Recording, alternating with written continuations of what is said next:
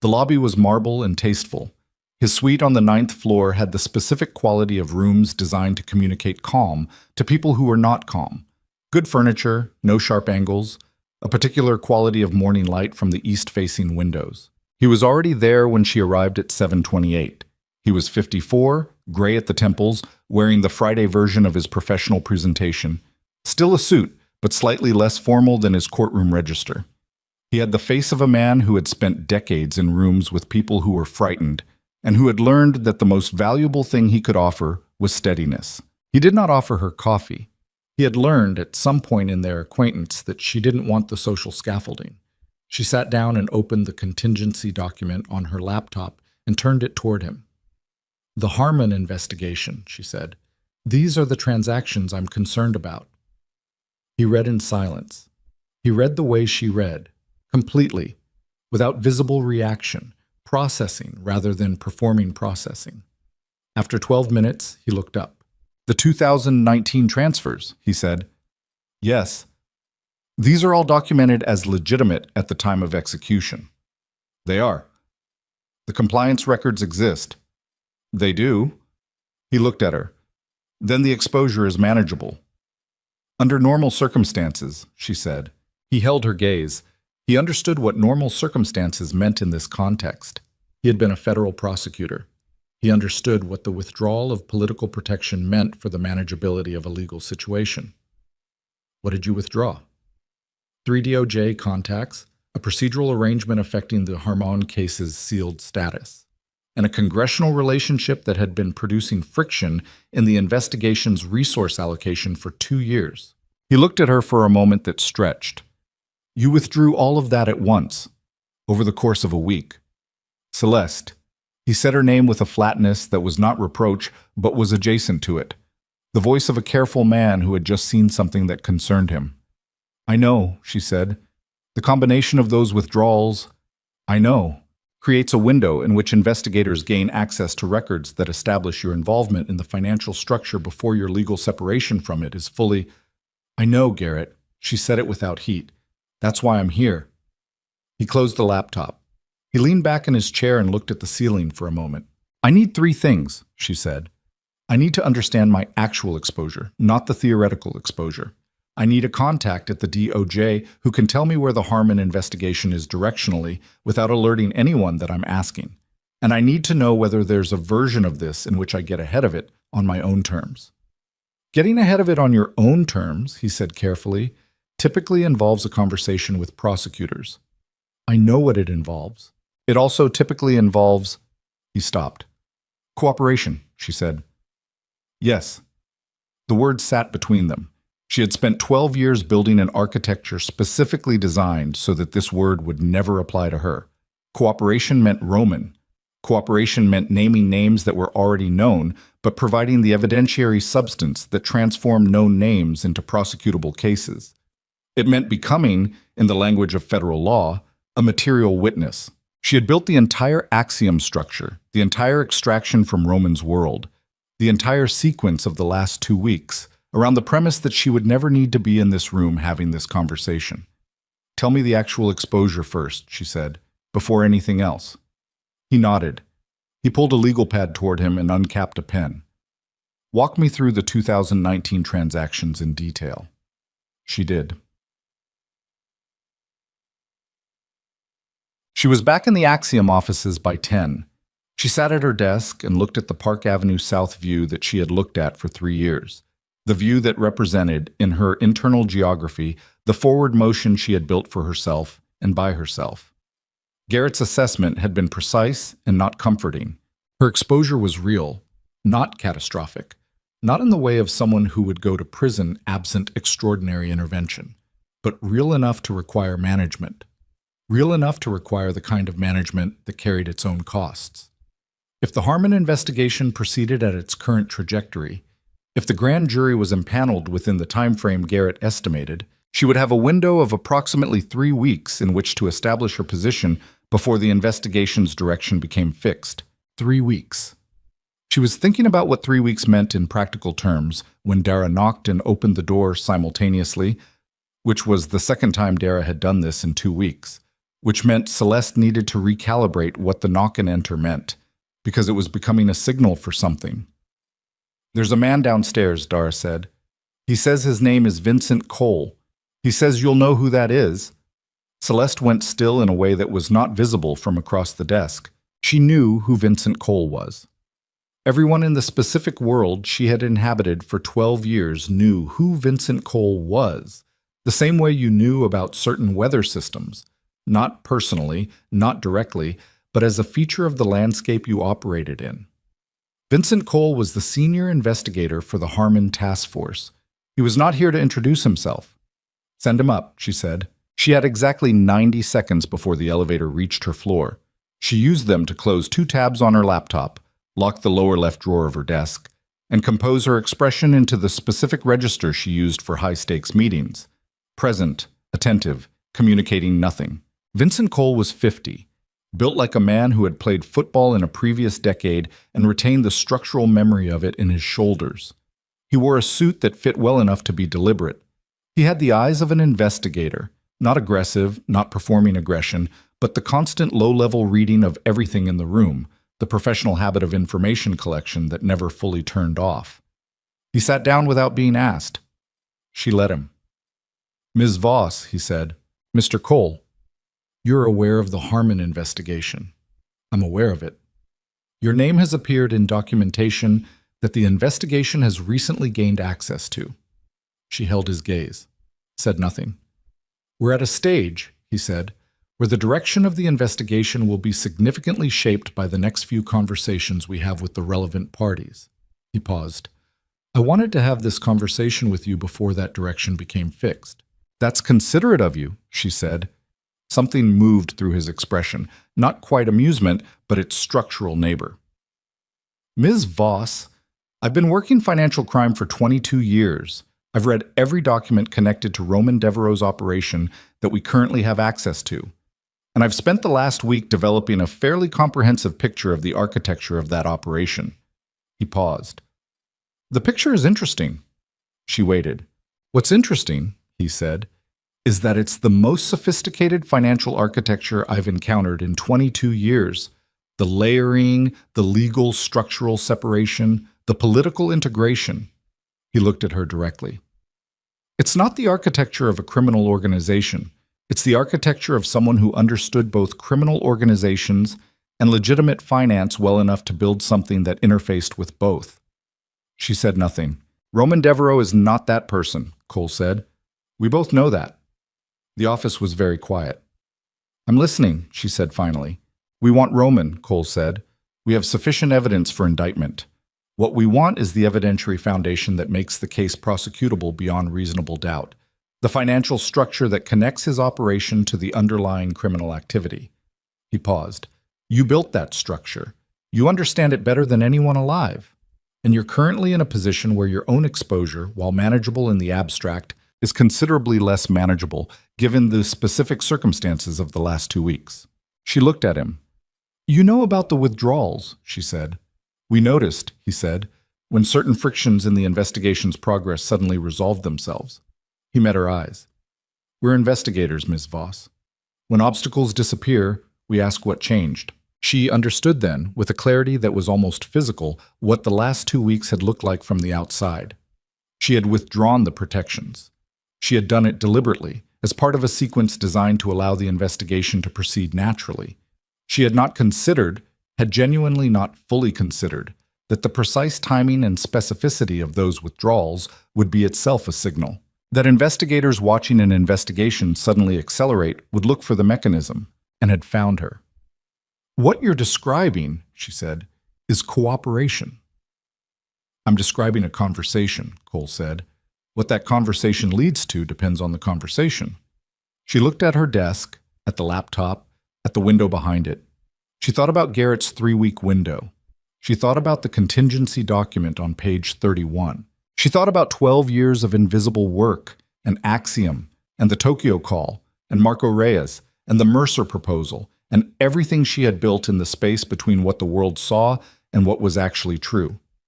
And then something happened that she had not planned for. Her phone rang. The second phone. The Android in the locked drawer. The phone that had 3 contacts. The phone that almost no one had the number for. The phone she had used to initiate the sequence on the night of the gala. It rang. Cole's eyes went to the drawer. She held herself still. She did not reach for it. She let it ring 4 times and go to a voicemail function that didn't retain messages. "Excuse me for one moment," she said. Cole nodded. She stood, walked to the window, and looked out at Park Avenue South with her back to him. She did not take the phone out. She stood at the window and thought very quickly about who had that number. 3 people. M. Aldrich, Petra Vaughn. M had initiated the sequence. Aldrich had handled Vienna. Petra had executed the dissolution documents. None of them had reason to call that phone. None of them would call that phone unless something had gone wrong in a way that required immediate contact. She turned back to Cole. "I need 48 hours, she said. He looked at her. "For what?" "To understand the full scope of what I'm being asked to contribute to," she said. "And to consult with my attorney." A pause. He was reading her. She could feel it, the professional assessment running across every micro-expression she was producing. She kept her face in the register she'd composed it in. 48 hours, he said. "Then we have this conversation again." He stood. He handed her a card. She took it. He left. She waited 30 seconds after the elevator sound. Then she unlocked the drawer, took out the phone, and checked the missed call. It was not M. It was not Aldrich. It was not Petra.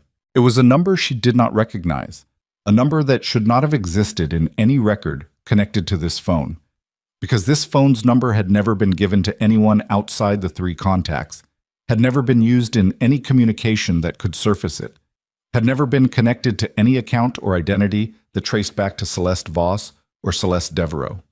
She stared at the number. Then she did something she had not done in 12 years of careful, deliberate, precision-oriented operation. She called it back without thinking it through first. It rang once. "I was wondering when you'd call back," a woman said. The voice was familiar in a way that took Celeste 3 seconds to place, 3 seconds during which her brain was running the recognition pattern against 12 years of faces and names and contexts and coming up with an answer that didn't make sense, that couldn't make sense, because the person this voice belonged to was, "Hello, Celeste," said the woman. It was Petra Vaughn, but it wasn't Petra Vaughn's number. "This isn't your number," Celeste said. "No," Petra said. "It isn't." A pause.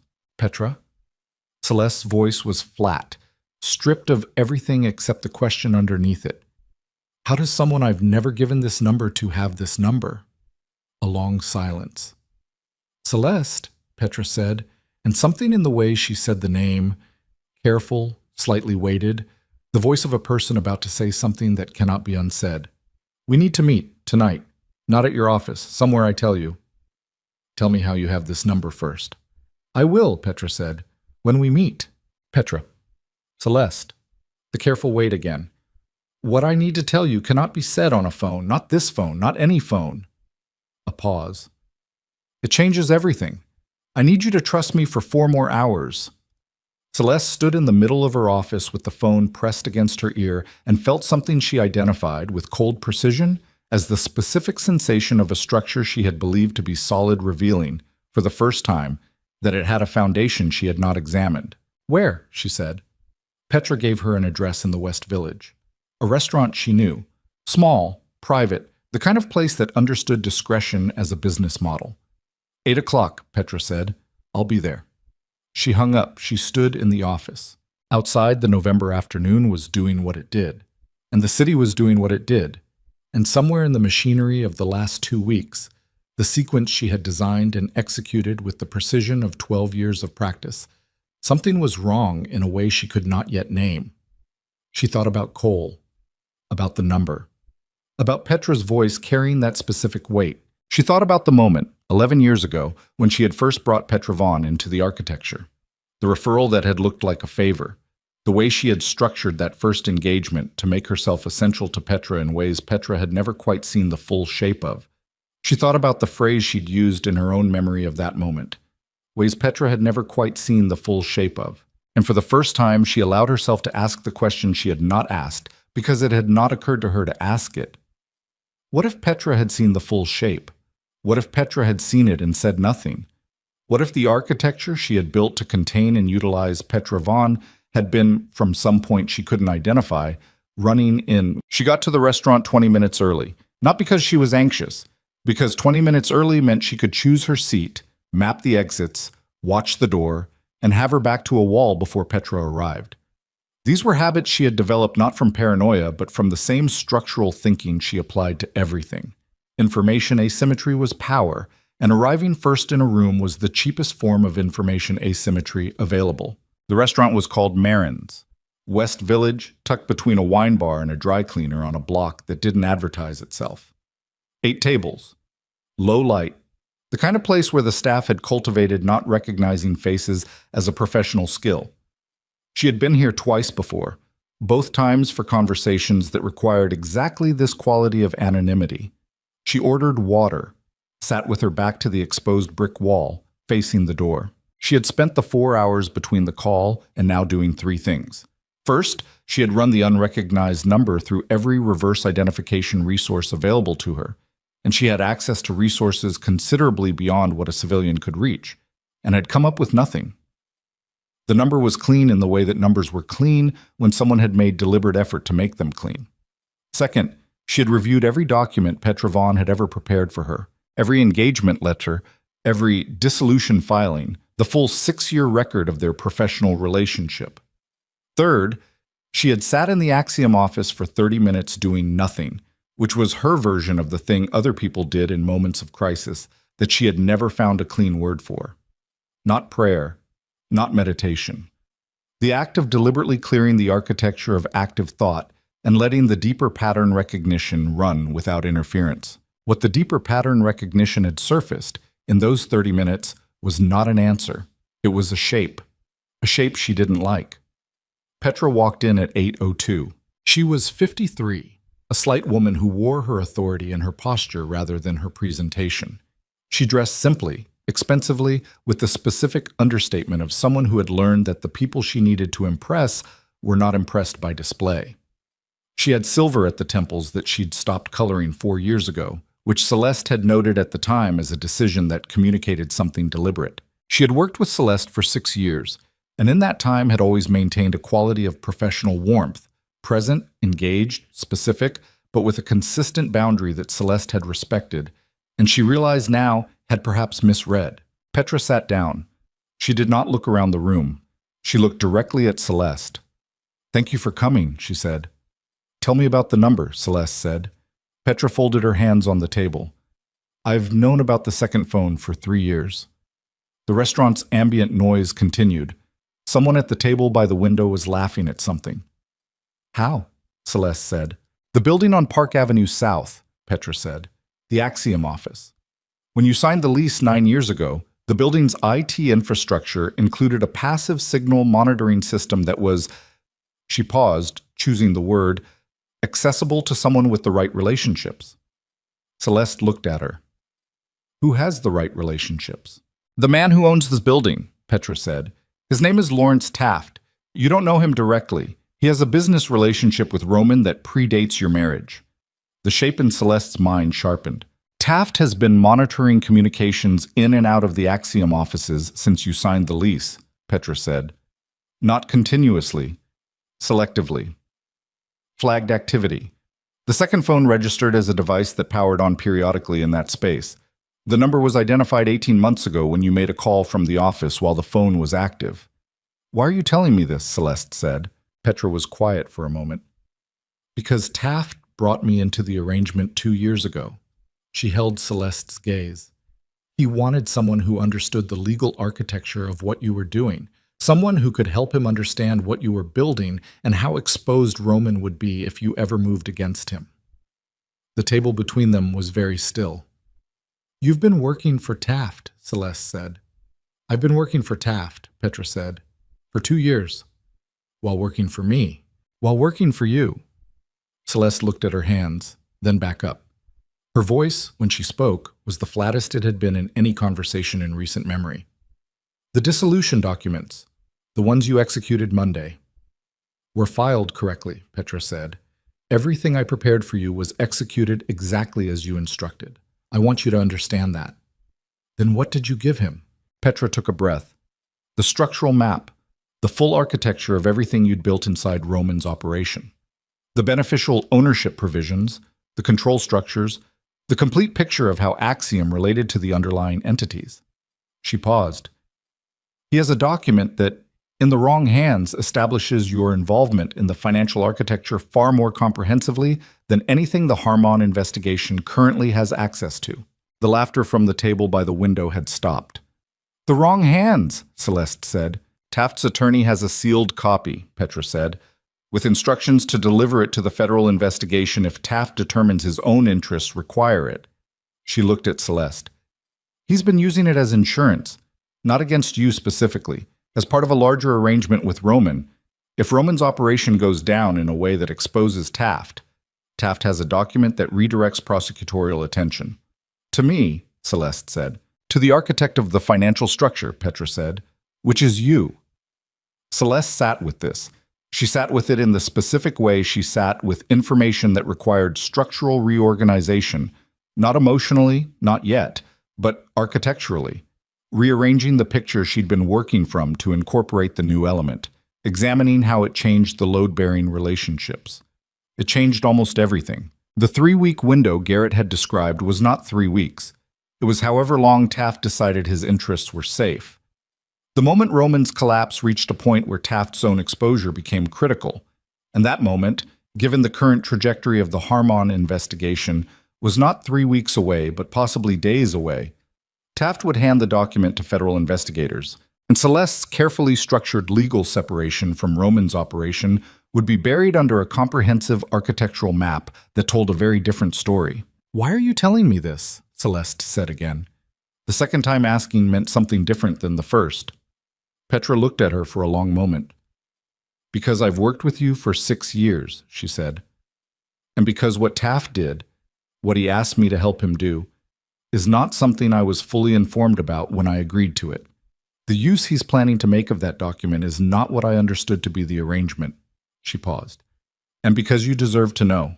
"You could have told me 2 years ago," Celeste said. "Yes." "You could have told me at any point." "Yes." The single syllable had the quality of a person who had rehearsed the conversation and reached the place where rehearsal ran out. Celeste looked at her. "Where is Taft right now?" "His office. He works late on Fridays." "Where's the document?" "His attorney's office. A man named Bryson, on the 42nd floor of 1221 Avenue of the Americas. The sealed copy is in a physical file." She paused. "There's also a digital version." "Encrypted?" "Presumably." Celeste looked at her watch. 8:19. She thought about Cole's 48 hours. She thought about the Harmon investigation's current trajectory. She thought about the specific convergence of timelines that she was now inside.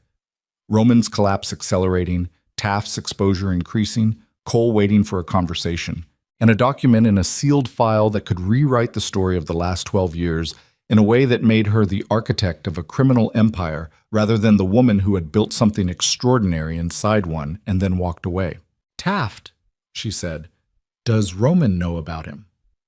"Roman knows Taft as a property owner with a business relationship," Petra said. "He doesn't know about the monitoring arrangement. He doesn't know Taft has the document." "So Taft is not acting on Roman's behalf?" "No.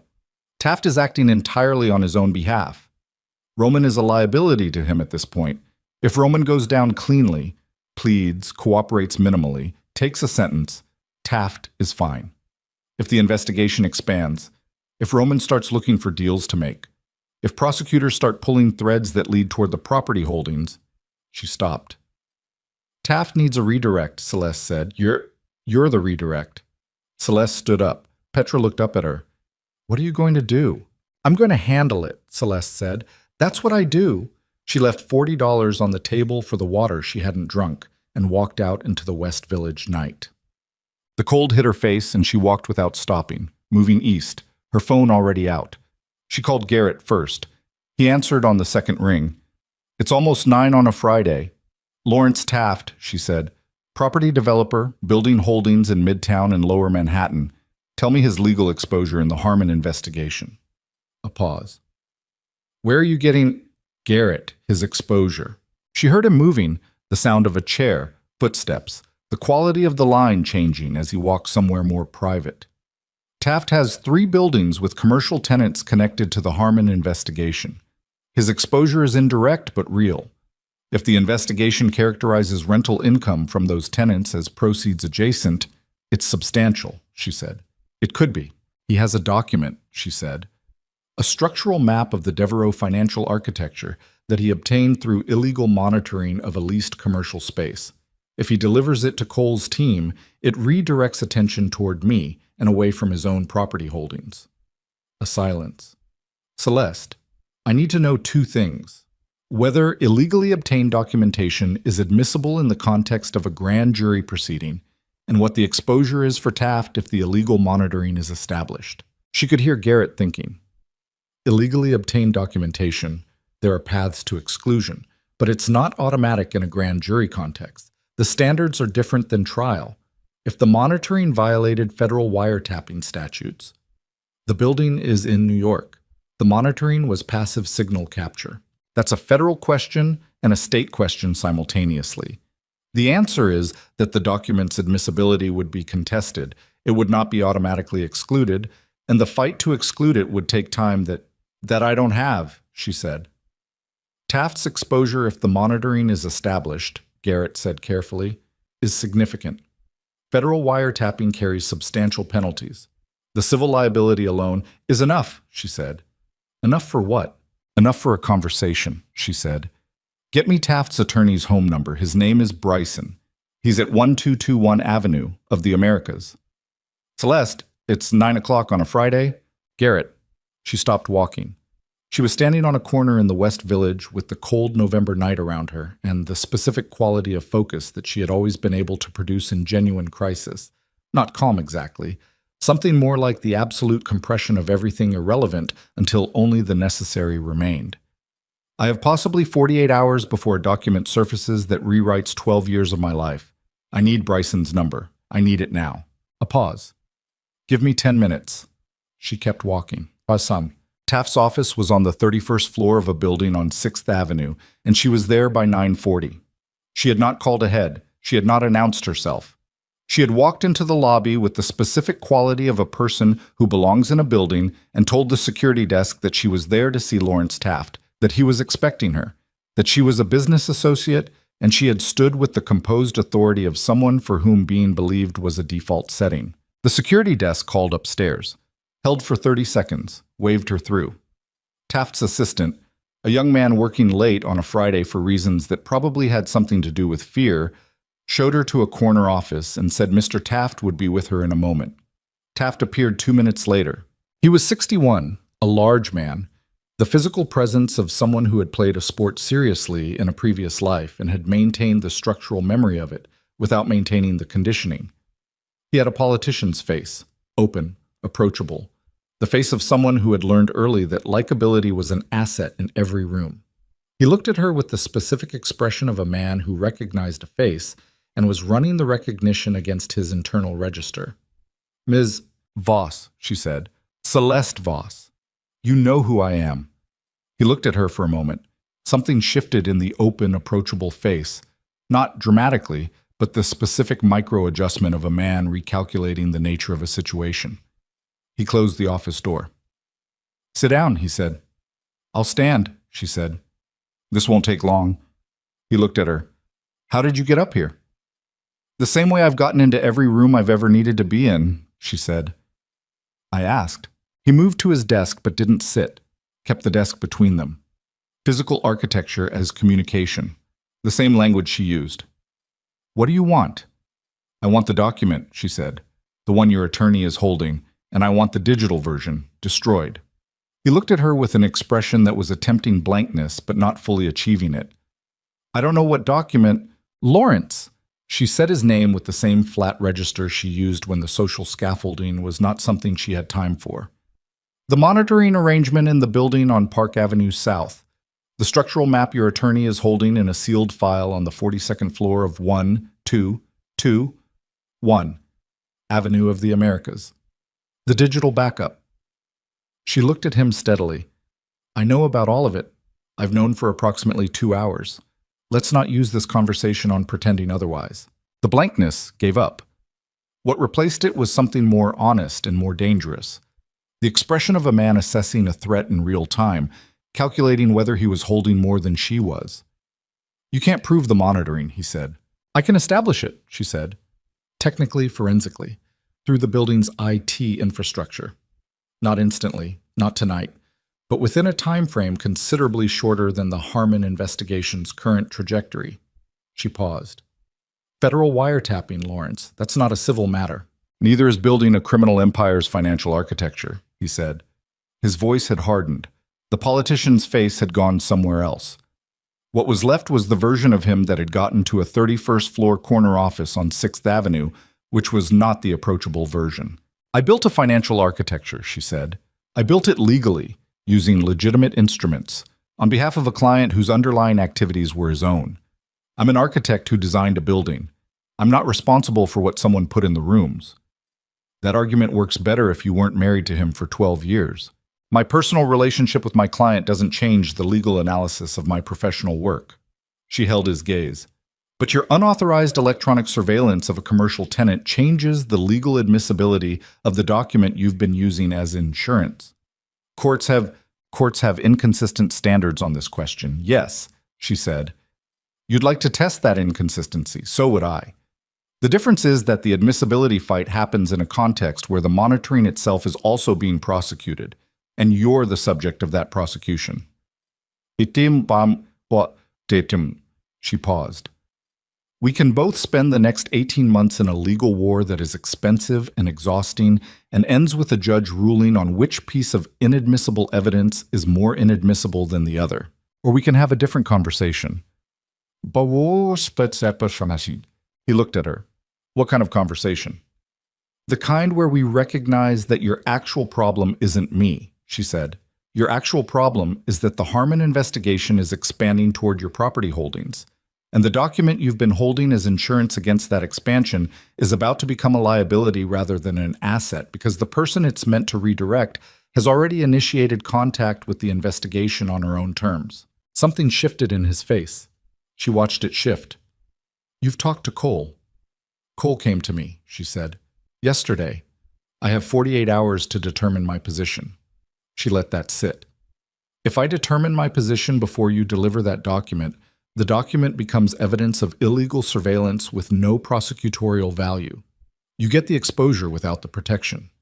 He was quiet. She could hear him breathing, the specific sound of a man whose calculation had just changed. What do you want from me? He said. The hard edges had not left his voice, but something behind them had shifted. The recognition that the conversation had a possible conclusion other than confrontation. I want the document destroyed, she said. Physical and digital. Tonight. I want Bryson notified by you, personally, before I leave this building. She paused. In exchange, my cooperation with the Harmon investigation focuses on Roman's operational structure. Your property holdings are not my area of knowledge. I can't speak to what I don't know. He looked at her for a long time. You can actually do that, he said. Scope your cooperation. I'm cooperating with an investigation into a criminal organization, she said. I know the financial architecture of that organization. I don't know the property holdings of every business associate who leased space in buildings Roman's people frequented. She held his gaze. That's a factually accurate statement. The office was very quiet. Taft moved to his desk. He picked up his phone. He dialed. She listened to the one-sided conversation, Taft's voice stripped of its politician quality, compressed into the blunt syllables of a man handling a problem. She heard Bryson's name. She heard the instruction to open the file. She heard the instruction to destroy it. She heard the resistance from Bryson's end, and then Taft's voice going flat in a way that ended the resistance. He hung up. He looked at her. The digital version requires access to a secure server, he said. It'll take until tomorrow morning. I'll have someone verify it tomorrow morning, she said. He nodded. She turned to leave. Miss Voss? His voice stopped her at the door. She turned. You built that entire thing yourself, the architecture, all of it. She looked at him. Roman Devereaux had no idea what he had, Taft said. It wasn't admiration exactly. It was something more complicated. The assessment of a man who had spent 30 years in rooms where power was the primary currency, looking at something he'd tried to use as a tool and was only now understanding the full dimensions of. She looked at him for a moment. "No," she said. "He didn't." She left. The elevator took forever. She stood in it and felt for the first time since the second phone had rung in her office that afternoon the full weight of what her body had been carrying for the last 6 hours. Her shoulders, the specific tightness at the base of her neck that she associated with sustained high-intensity focus. Her hands, which were completely steady, they were always completely steady, but which she was aware of in a way she wasn't usually aware of her hands. The lobby, the revolving door, the cold. She stood on 6th Avenue at 10:17 at night and pulled in a breath of November air and let it out slowly. Her phone rang. "Garrett. Bryson called me," he said. 11 minutes ago, said his client had instructed destruction of a sealed file and wanted a witness. I sent my associate." A pause. "What did you do?" "Handled it," she said. "Celeste. Garrett, I need you to call Cole tomorrow morning. I want to move the conversation up, before the 48 hours. A long pause. "You've decided." "I've decided," she said. "Cooperating with a federal investigation against your husband. Former husband," she said. "And yes, on my terms, within a defined scope, with full legal protection for Axiom and all current operations." She paused. "That's the conversation. Can you have it ready by 9 tomorrow?" "I can," he said, quietly, with something in the quiet that she didn't have the bandwidth to examine right now. She hung up.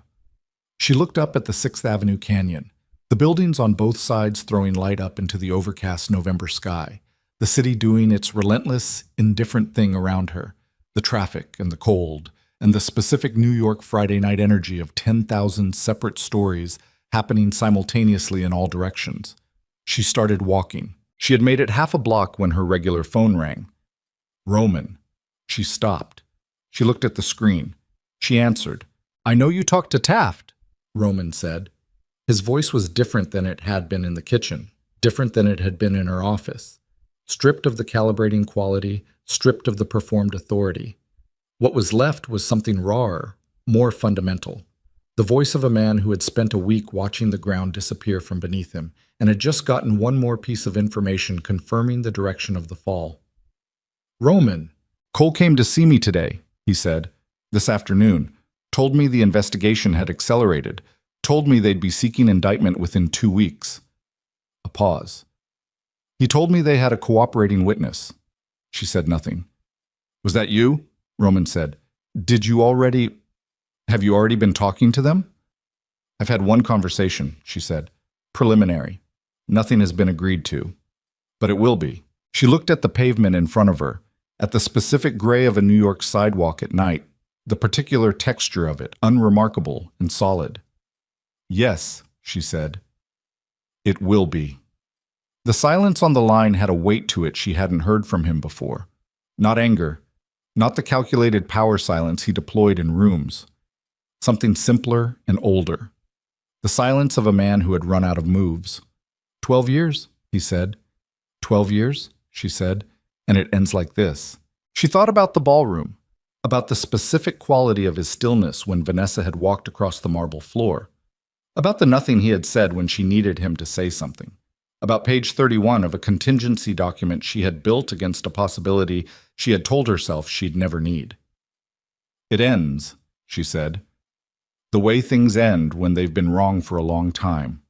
She heard him breathing. "The attorneys," he said. "The name you offered. I need it." She stopped walking. She looked up at the buildings around her, at the November sky above them, at the city that had been the context of 12 years of the most extraordinary work she had ever done, work that had been invisible and unrecognized and was about to become, in the specific light of a federal courtroom, a record that would define how the world understood. She gave Roman the name. Standing on 6th Avenue at 10:20 in the night, with the cold working through her coat and the city indifferent around her, she read him the name and number of the best criminal defense attorney she knew. A woman named Sandra Reeves, who had spent 20 years doing the kind of work that required both brilliance and a specific tolerance for moral complexity, and who had, in Celeste's assessment, the particular combination of skills that Roman's situation demanded. She read the number out loud. Roman wrote it down. She heard the scratch of a pen. "Thank you," he said. 2 words, stripped of everything. No performance, no calibration, no attempt to find the angle. Just the 2 words in the voice of a man who had nothing left to perform for. "Don't thank me," she said. "Use her." She hung up. She stood on the sidewalk for another moment. Then she hailed a cab and went home. The Midtown apartment, not Westchester, because Westchester was a version of her life that was finished, and she had understood this fact intellectually for 2 weeks, and was only now standing in the lobby of the building that had been her private geography for 9 years, understanding it in the way that the body understood things differently than the mind. She rode the elevator up. She unlocked the door. She stood in the apartment in her coat for a full minute before she took it off. Man, the morning came gray and cold, and she was awake before it, sitting at the table by the window with coffee she'd made at 5:30, watching the sky above Midtown shift through its colorless gradations from dark to the particular flat November light that offered no warmth. She had slept 4 hours, cleanly, without the fractured half-consciousness she'd expected. The body knew when a decision had been made and stopped fighting it. At 8:15, she called Garrett. 9 o'clock holds, he said when he answered. Cole agreed to move it up. He said, a pause. He said he wasn't surprised. No, she said. I don't imagine he was. She dressed carefully. Not the performance of the Meridian Hotel, not the midnight blue gown selected for what it communicated at a charity gala. She dressed in the register of the Axiom offices. Good, precise, understated. The clothes of a woman who was not making an argument with her appearance because she didn't need to. The argument was going to be made in a room on the 14th floor of a building on Lexington Avenue, in the language she'd been fluent in her entire life, which was the language of structure and architecture and the precise placement of information. She looked at herself in the mirror for a moment, not for reassurance, just to see what was there. What was there was a woman who was 40 years old and looked it in the specific way of people who have spent their lives using their minds at full capacity, not aged, not tired, but marked by the particular kind of experience that left traces that couldn't be mistaken for anything except what they were. She picked up her bag. She went to work. Eat. The meeting with Cole lasted 3 hours and 40 minutes. Garrett was present. Cole brought a second investigator, Sutz, a woman named Tran, who handled the financial documentation and who asked the most precise questions of anyone in the room. A federal prosecutor named Whitfield sat in for the final 90 minutes, which was the portion of the conversation in which the actual scope and terms of her cooperation were established. Celeste spoke in the same register she used for everything. Complete, accurate, precisely bounded. She described the financial architecture she had built. She described the structures, the instruments, the political relationships, the legal mechanisms that had constituted the invisible backbone of Roman's operation for 12 years. She described it not as a confession and not as a performance, but as a professional giving a technical account of work she had done, which was what it was. She did not describe Lawrence Taft's property holdings. She did not describe Marco Reyes's intermediary relationships. She described what she knew of her own construction, the things she had built, the architecture that was genuinely hers to describe because she had genuinely built it. Whitfield at one point asked about Axiom Strategic Consulting and its relationship to the underlying structures. Garrett answered before she could, precisely and correctly, establishing the legal separation and independence of Axiom's operations in terms that Whitfield accepted without further pressure. She watched Garrett handle it and felt something she recognized as gratitude, which she filed away to examine later. At the end of the meeting, Whitfield indicated that the scope of cooperation was acceptable, that the evidentiary value of what she had provided was significant, that in exchange for full documentation of the architectural details she had described, and availability for testimony if the case proceeded to trial, her own exposure in the Harmon investigation would be managed through a non-prosecution agreement. She had not gone to prison. She had not destroyed herself. She had walked into a room and described what she had built, and in describing it had given federal investigators the clearest picture they'd ever had of how Roman Devereaux's operation had actually functioned, and she had walked out of that room with her company intact and her freedom intact and the forward motion of her life, which she had spent 12 years constructing in the space between what people saw and what was actually true, entirely her own. She stood in the lobby of Garrett's building afterward and felt the cold air from the revolving door moving across her face each time someone entered or exited. Garrett stood beside her. "Well?" he said. "Well," she said. "Axiom is clean," he said. "The non-prosecution agreement is solid. Whitfield is thorough, but he's not going to find anything in the documentation that contradicts what you told him." "No," she said, "he won't." Garrett looked at her. He had the expression of a man who had been in difficult rooms for a long time and had developed a specific kind of regard for people who navigated those rooms with the particular combination of skill and composure she demonstrated this morning. "What happens now?" She looked at the revolving door, at the November street beyond it, at the city that had been her context for 16 years, that had asked her to be invisible for 12 of them, that was in the process of being asked now to see her. "Now I go to work," she said.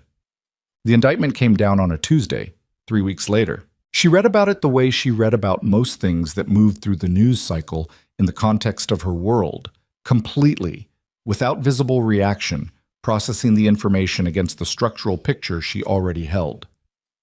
The indictment named Roman Devereaux on 7 counts.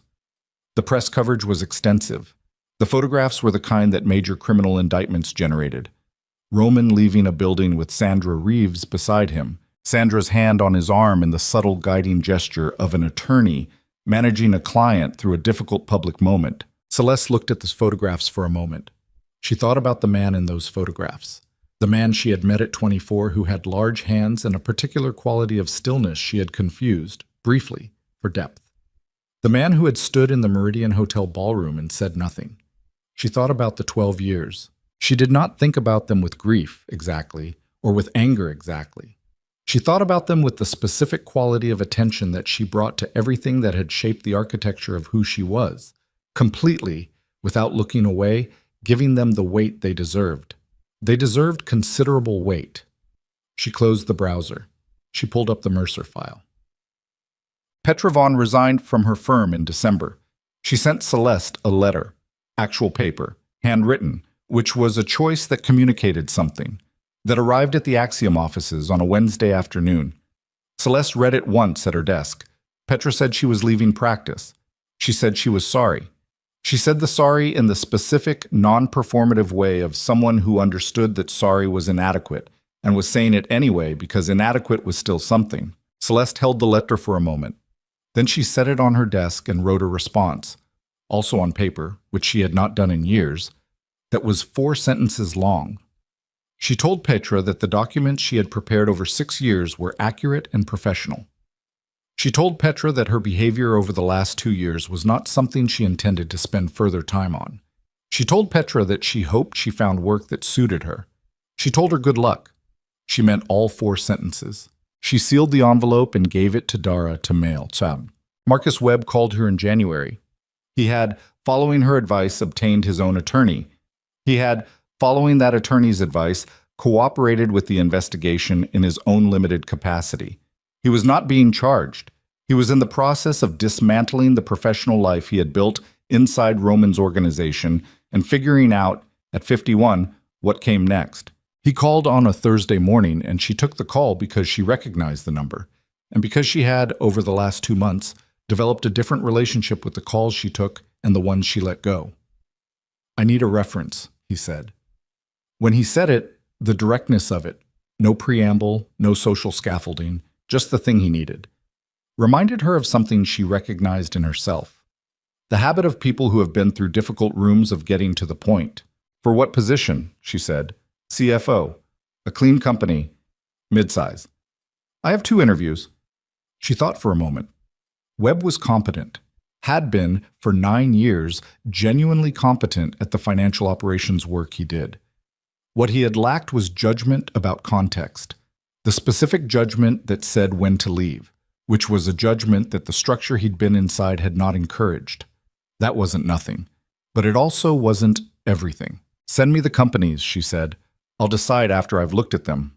A pause. "Thank you." "Don't thank me yet," she said. She looked at both companies. She gave one reference: the mid-sized company with the cleaner books and the less complicated ownership structure. She wrote 3 paragraphs about Webb's financial capabilities and 1 sentence about the importance of professional context, which was as close as a reference letter could get to what she actually wanted to say, which was, "He does good work when he's in a room that deserves it." She heard later that he got the position. The Axiom offices expanded in February. She leased the 16th floor in addition to the 14th and 15th, added 7 people to a staff that now numbered 19, and formalized 2 client relationships that had been operating on a handshake basis since the fall. The Mercer partnership was announced in a trade publication in the second week of February, a brief, factual announcement in the language of corporate finance that nonetheless represented in her internal geography something she had been building toward for 3 years. She read the announcement in the morning before the office filled up, standing at the window with coffee, looking at the Park Avenue South view that had been her view for 3 years, and that she was now looking at from a slightly different angle because she had moved her desk 6 weeks ago. The old position had put her back to the door, which had been a deliberate choice for the years when she was operating in the space between visibility and invisibility, when having her back to the entrance of a room was a statement about where her attention was directed. She had turned the desk to face the door, the small physical adjustments that marked the end of one way of living and the beginning of another. Roman's trial began in March. She was not in the courtroom. She had given her testimony in a deposition format on camera in a conference room at Garrett's firm, with Sandra Reeves present for Roman's side and Whitfield present for the prosecution. She had answered every question she was asked accurately and completely. She had not elaborated beyond the question. She had not looked at Sandra Reeves when Sandra asked the questions that were designed to establish reasonable doubt about the architectural intent, and she had not needed to because the answers to those questions were accurate and straightforward and did not require any particular emotional management to deliver. The trial lasted 6 weeks. She did not follow it daily. She followed it in the way she followed most external events that affected her context, periodically, precisely, extracting the relevant structural information and setting aside the rest. She heard from Lattimore once, in the 4th week of the trial, a text that said simply, "Salazar holding, arrangement intact," which meant that the back-channel diplomatic structure she had asked him to maintain through Sulin Park had held, which meant that whatever chaos the collapse of Roman's organization had generated, the specific territorial violence she had intervened to prevent had not escalated further. She was glad of it, not for Roman's sake, for the city's sake, for the 2 men who had ended up in a Red Hook hospital in November, and for whoever would have followed them. She texted back, "Good." She put her phone down and went back to work. The verdict came on a Thursday afternoon in the last week of April. Guilty on 5 of 7 counts. She was in a client meeting when Dara knocked and entered with the expression that meant something outside the category of normal. Celeste excused herself briefly, stepped into the corridor, read the single-sentence text from Garrett. She stood in the corridor for a moment, then she went back into the meeting. She saw Roman once more. It was not planned. It was not a scene she had designed or anticipated. It was a Tuesday afternoon in May, 3 weeks before his sentencing, and she was coming out of a building on Park Avenue when she saw him on the sidewalk 40 feet ahead of her, walking with Sandra Reeves, both of them in the particular configuration of a client and attorney, moving between locations with the compressed, purposeful energy of people managing a difficult situation. He saw her. Sandra kept walking for a moment before she realized he'd stopped. Celeste stopped too. They were 40 feet apart on a Park Avenue sidewalk in May, with the city moving around them in all directions, and they looked at each other across that distance with nothing between them. No architecture, no performance, no carefully constructed presentation. Just 2 people who had known each other for 16 years, 12 of them in a specific and complicated arrangement that had produced something extraordinary and had ended in a federal courthouse. She could see, even at this distance, the specific quality of what he looked like now. Not broken. Roman was not built for broke, the same way he wasn't built for guilt, but reduced. The gravitational pull that had always surrounded him was still there in some diminished form, but the knowing had gone out of it, the certainty that the room was his to command. He looked like a man who had discovered, in the most expensive possible way, the limits of what he'd actually been. She nodded. He nodded. Sandra touched his arm, and they kept walking. Celeste stood on the sidewalk for one more moment. Then she turned and walked the other direction. She did not attend the sentencing in June. She heard the sentence from Garrett, 14 years federal, with possibility of reduction for cooperation. Sandra had done her job well. It was not a light sentence, but it was not the sentence the charges had originally supported, which meant something about the quality of the defense and about the way the prosecution had chosen to use the cooperation it had received. She heard the number, 14, and sat with it for a moment. 14 years was a long time. It was longer than she'd known him. It was longer than most things in a human life that you entered expecting to leave changed and discovered, on the other side, had changed you in ways you hadn't agreed to. She was not glad. She was not sorry either, in the way that sorry implied she would have done differently. She would not have done differently. She had built something extraordinary in a context that was wrong for her, and had extracted herself from it at the cost she'd always known, extracting herself would eventually carry, and the man whose collapse had been the mechanism of her extraction was in federal custody, and she was standing in an office on the 14th floor of a building on Park Avenue South on a Tuesday morning in June, with the window behind her and the door in front of her, and 19 people on 2 floors doing work that she had built the architecture for. She had not done anything easily.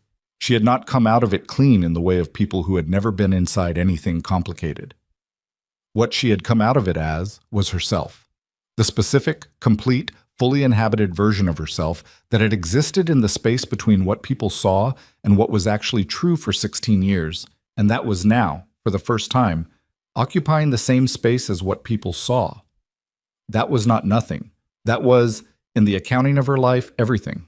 Chiboshi bo motats. The Hartfield Foundation Gala happened again in November, as it always did. The invitation arrived at the Axiom offices in October, not addressed to Mrs. Roman Devereaux, which had been the form of her existence in this world's social register for 12 years, but addressed to Celeste Voss, CEO, Axiom Strategic Consulting, which was a form she had not occupied at this particular event before. She looked at the invitation for a moment. Then she RSVP'd yes. The Meridian Hotel on Fifth Avenue on a November evening looked exactly as it had always looked. 40-foot ceilings, chandeliers, waitstaff with the cultivated invisibility of people trained to witness without remembering. The city's elite in black tie, performing the annual ritual of charity and proximity and the complicated social architecture of people who had accumulated enough to be in this room and were working to stay there. She wore black this year, not the midnight blue of last year. That was someone else's choice, made in the context of someone else's life. She wore black, fitted, precise, and she wore it in the specific register of someone who had not selected it for what it communicated, but because it was what she wanted to wear, which was a distinction that felt small from the outside and was enormous from the inside. She arrived alone. She had always, in the essential sense, arrived alone, but this was the first time that the aloneness was visible, which made it a different thing entirely. The room received her differently than it had last November. She noticed this without surprise. She had understood from the first week that the Harmon investigation went public that the social recalibration would be swift and thorough, because the rooms she moved in were composed of people who understood power and its movements with an accuracy that sentimentality could not afford. Roman's collapse had been total. Axiom survival, and not merely survival, but expansion and visibility. The trade publications, the Mercer announcement, the February profile in a financial industry newsletter that had described her in terms that bore no resemblance to any description anyone had used in public for 12 years. All of that had been processed by the room's social intelligence with the same efficiency. She was not Roman's wife. She was the person who had been behind Roman Devereaux. She was, in the language of this room, interesting in a way she had never been when she was merely his. She worked the room, not the way Roman had worked it, the gravitational pull, the crowd around him, the performance of effortless centrality.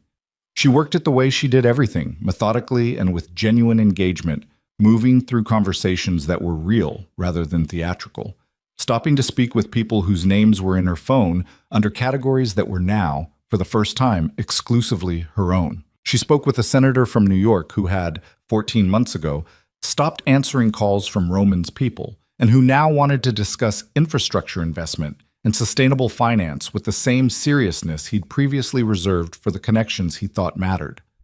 She spoke with a managing director from a fund that had been courting Axiom's advisory services for 6 months. She spoke with the foundation's director, a woman named Helen Park, who had built the Hartfield Foundation from a small family endowment into one of the city's most significant philanthropic operations, and who had the quality of intelligence that Celeste recognized and respected, the specific, grounded intelligence of someone who had spent their life doing genuine work and had no patience for the performance of it. They spoke for 20 minutes in a corner of the room while the gala moved around them, and at the end Helen said, "We should have lunch. I have a project that needs the kind of thinking I haven't been able to find." And Celeste said yes with the directness of someone who meant it. She was standing near the second-tier balcony when she became aware of being watched, not with hostility, with attention. The particular quality of observation that she associated with someone trying to decide whether to approach. She looked toward it. Vanessa Hartwell was standing 30 feet away, not in a red gown this time, in something simple and dark, which was either coincidence or its own statement. She looked like a woman who had been through a version of the last 7 months that had changed the shape of something fundamental in how she inhabited a room. The particular architecture of performed confidence that had characterized her at last year's gala was not present. What was present was something less polished and more real. She crossed the 30 feet. They stood facing each other in the same airspace where, 1 year ago, the thing had happened that had changed everything. "You came back," Vanessa said. "I was the guest of honor," Celeste said. Vanessa's mouth moved slightly, not quite a smile, the acknowledgement of the precision of it. "I almost didn't come tonight," she said. I wasn't sure whether—" She stopped, started again. "I wanted to see it." "See what?" "This." She gestured a small, careful motion that encompassed the room, the people in it, the specific social fact of where Celeste was standing and how the room had oriented itself around her. "I wanted to see what it looked like when someone who deserved the room was finally in it." Celeste looked at her. Vanessa's face had the expression of a woman who had come to say something and was saying it regardless of the cost, because the cost of not saying it was higher. "I know what I did," she said. "Not just last year, the whole thing. I walked into a situation I didn't understand, and I made it worse for a person who didn't deserve the specific kind of worse I made it. And I've thought about that." Her voice was steady, but only by effort. "I've thought about it a lot." Celeste was quiet for a moment. She thought about the woman who had said, "You're a prop in this room," 12 months ago. She thought about the woman who had come to the Axiom offices in the second week, broken and asking her to save a man who didn't want saving and didn't deserve it. She thought about the education Vanessa had gotten in the Westchester house, listening to phone calls from a world she'd never actually been part of. She thought about herself, at 24, arriving in this city with a specific and unusual set of capabilities she had not yet understood how to convert into survival. She had figured it out. So, it appeared, had Vanessa, at least the beginning of it. The figuring out, the starting place of understanding what questions to ask. "You wanted the crown," Celeste said, without asking about the kingdom. "Yes," Vanessa said. "Now you'll ask." It wasn't a question. Vanessa looked at her and understood that it wasn't a question. "Yes," she said. "Now I'll ask." Celeste nodded. She reached into her bag and took out a card. A simple card, Axiom's name and her name and a phone number. She held it out. Vanessa looked at it for a moment. Then she took it. "I'm not offering anything," Celeste said. "I'm not in the business of fixing people's professional trajectories out of the goodness of my heart, but you're clearly not stupid, and the city is full of rooms that won't tell you what they actually are until you've already walked in and sat down." She paused. "Call if you need to know what the room is before you walk in." Vanessa looked at the card, then at Celeste. Something in her expression had the quality of a person absorbing something they hadn't known they needed. "Thank you," she said. "Don't thank me," Celeste said. "Learn something." She moved away through the crowd. Later, near midnight, the gala beginning its slow dissolution into departures and last drinks, She found a moment alone on the same second-tier balcony where she had stood the year before. The ballroom below her was thinning, the chandeliers still threw their expensive light. The waitstaff moved through the diminishing crowd with their professional invisibility. The city beyond the hotel's windows did what it always did. She stood with a glass of Sancerre that she actually drank this time. She thought about the 12 years. Not the whole weight of them. She had put the whole weight down, had been putting it down incrementally since November of last year, and she was not going to pick it back up tonight. But the specific truth of them, that they had been real, that the work had been real and extraordinary, that building something remarkable inside the wrong context was still building something remarkable, and that the building of it had made her what she was, and that what she was had survived the context. She thought about the ballroom below her and the people in it, and the fact that every single one of them had, at some point in the last 12 months, recalibrated how they understood who she was, and that not one of them knew the half of it. They knew the surface, the consulting firm, the financial architecture story, the cooperation with federal investigators, the Mercer partnership, the February profile. They knew the visible record. They did not know the second phone. They did not know the contingency document. They did not know page 31 or Taft's office on the 31st floor of 6th Avenue, or the 3 minutes of darkness in the Axiom office in November, when she had let herself feel the fear before she put it away and stood up and went home. They did not know the things that had actually cost something. That was all right. She had not built her life to be understood by rooms. She had built it to be real. She set the Sancerre down on the balcony rail. She looked at the ballroom below, the chandeliers, the thinning crowd, the city visible through the tall windows, the November night doing what November nights did in New York, which was persist, indifferent, and cold, and completely indifferent to the specific human reckoning happening inside any given building. She had been standing behind things for 16 years. Not behind the throne. That was the story people were telling now. The clean version, the version that fit in a sentence. The truth was more complicated and less dramatic and more durable than that story. The truth was that she had built an architecture that no one saw and then built another one that everyone would eventually see. And the passage from one to the other had cost her exactly what she'd known it would cost, and nothing that she hadn't been willing to pay. She was 40 years old. Axiom was growing at a rate that would require another expansion by spring. The Mercer partnership had, in its first 6 months, produced 3 sub-engagements that were each larger than anything she'd managed in her first 2 years of independent operation.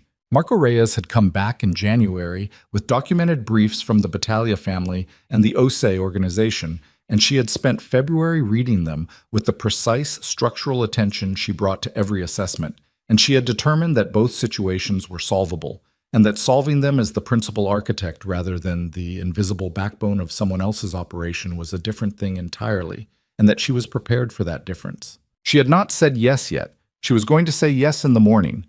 There was more to build. She picked up her bag. She smoothed the fabric of the black dress once, a small, habitual motion. She looked at the ballroom below one last time, the whole picture of it, the light and the people and the city beyond the glass. Then she turned away from the balcony and walked toward the stairs, moving with the unhurried composure that she had maintained for 12 years in rooms like this one, except that now the composure was not a performance and not a strategy and not a form of protection. It was just who she was, the woman who had built the kingdom, walking, finally, in the open.